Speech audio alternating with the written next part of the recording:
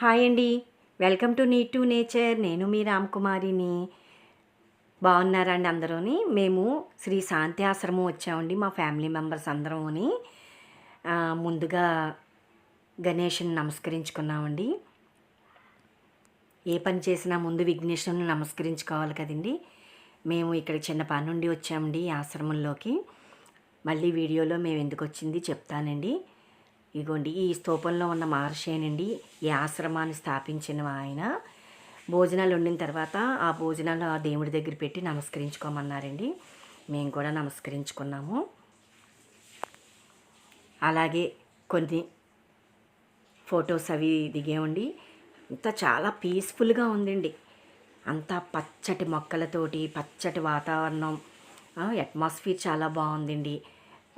ఎక్కడ చూసినా పచ్చదనమేనండి.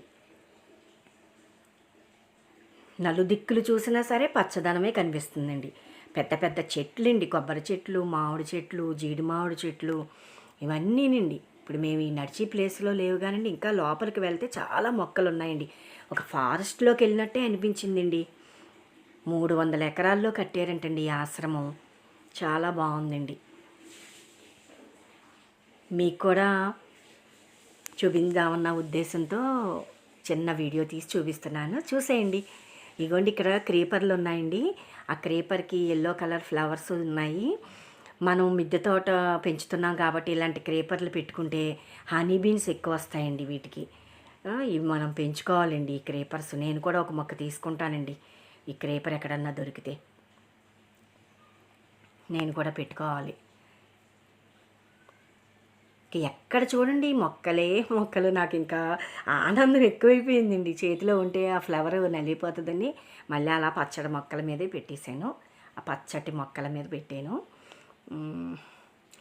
ఎక్కడ చూడండి అంతా పచ్చ చీర పరిచినట్టే ఉన్నదండి ఆ పచ్చిక బయల్లో. అంతా ఇంకా ఆనందంగా ఉందండి. గాల్లో తేలిపోతున్నట్టుగా అనిపించింది నాకు అక్కడ వాతావరణం అది చూసి. చాలా పీస్ఫుల్ ఫీలింగ్ కలిగిందండి. అంత బాగుందండి ఆ ఆశ్రమం. అక్కడ ఆవు దూడ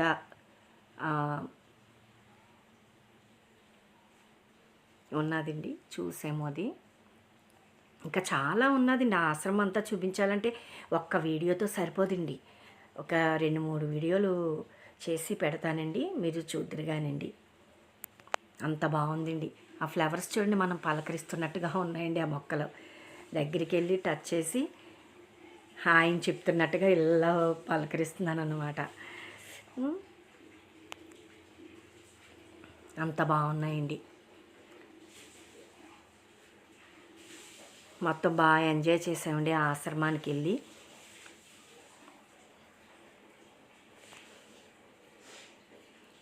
మేము ఈ ఆశ్రమానికి ఎందుకు వెళ్ళాము ఏంటి అని లాస్ట్లో చెప్తానండి.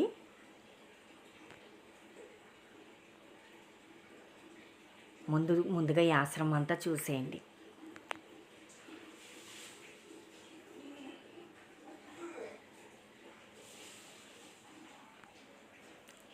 విశాలమైన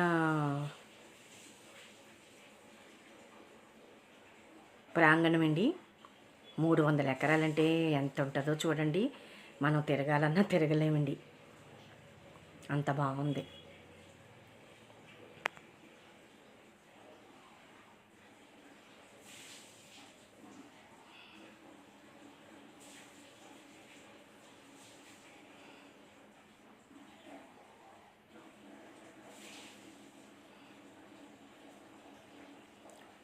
ఇంకొన్ని మా ఫ్యామిలీ మెంబర్స్ అందరం కూడా వచ్చి అక్కడ చిన్న పిక్ తీసుకున్నామండి.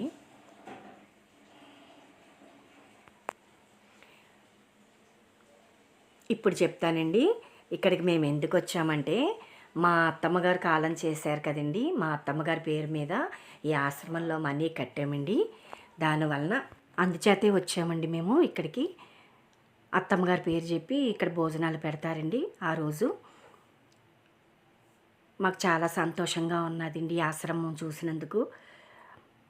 నా channel need to nature subscribe చేసుకోండి, లైక్ ఇవ్వండి, నన్ను సపోర్ట్ చేయండి.